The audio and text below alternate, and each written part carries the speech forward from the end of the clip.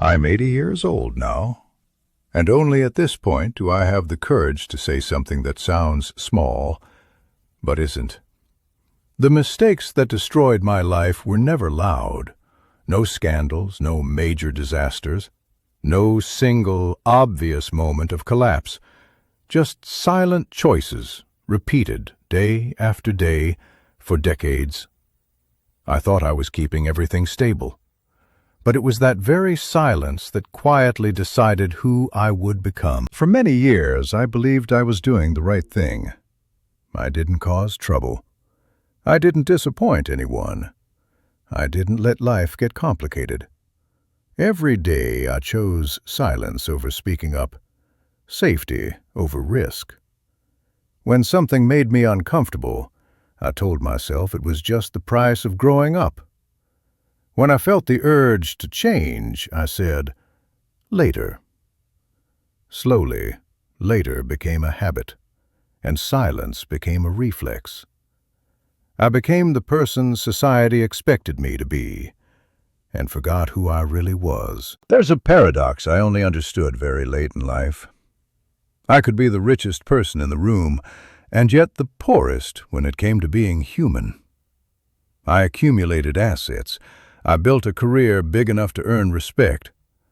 But when I look back, I realize I have no heir to my memories, no one to truly share and remember those years with me. No one knows what I was afraid of or what I traded away to get where I am. I was rich in numbers, but poor in sharing. And that kind of poverty at the end of life is what leaves the deepest emptiness. For many years, I fed myself a beautiful lie. I was doing it all for my family. I worked 60 hours a week. I missed birthdays, vacations, shared dinners. Each time I was absent, I reassured myself that I was laying the foundation for their future. I believed presence could be replaced with money. But while I was busy building the foundation, I wasn't there to actually live in my own home. And family needs presence far more than promises. I tried to use money to fill the gaps my absence created. Jewelry instead of time with my wife. Private schools instead of guidance for my children. On paper it all made sense, but money doesn't sit down and talk. It doesn't listen to sadness. It doesn't stay beside someone in their hardest moments. And the most painful truth is this: money can't buy back lost years. The moments that slipped away, the ones I can never return to live again with my family. Later in life, I came to understand that ambition is like a jealous god. It doesn't know how to share. It demands all of your time, your energy, your attention. I thought I could control it, that I'd return to my family once I had enough. But ambition never says enough. And when you give it your whole life, what it often gives back is an empty trophy, beautiful to display, but incapable of warming anyone. There was a time when this 12-room house felt like a symbol of my victory. But as the years passed, it became too big.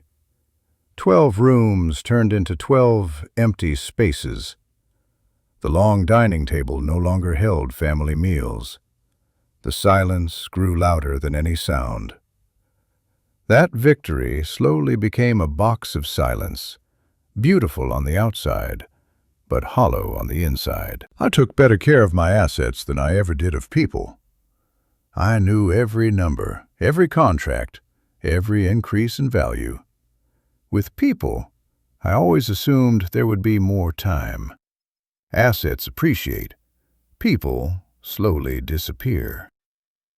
And when I finally turned back, everything was still there on paper. But the people who once gave this place its warmth were gone. In the end, the highest price was paid by my own body. I spent my health to make money, sleepless nights, ignored warnings from doctors. When I finally had the money, I tried to buy my health back with medication and treatments. But health doesn't work like a market. It doesn't negotiate. And by the time I understood that, time was no longer on my side. At 80, I've learned that the body remembers every debt.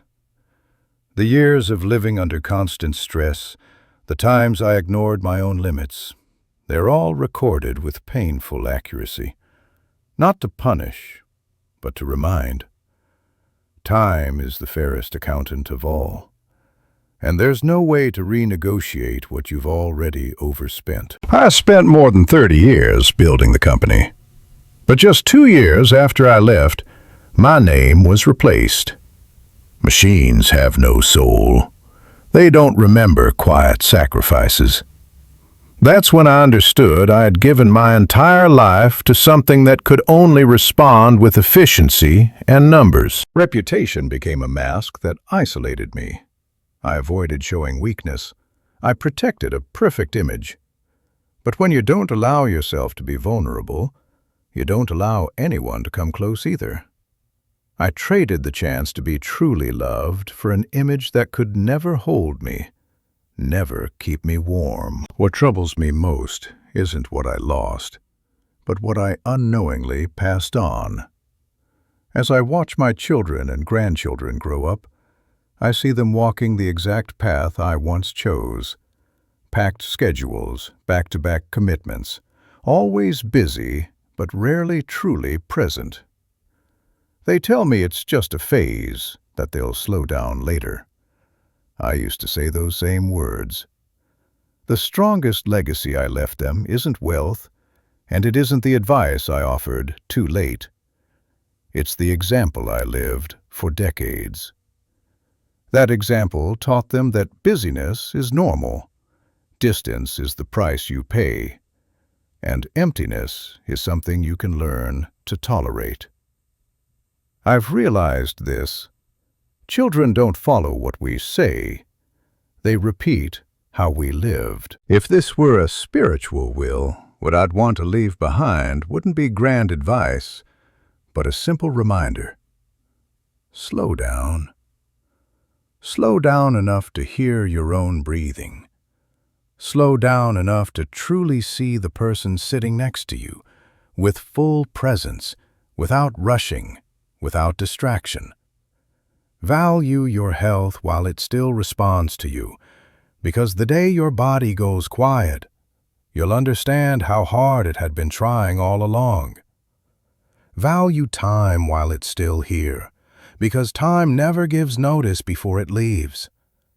And value love while you can still reach it, speak it, and live inside it, before it exists only as memory.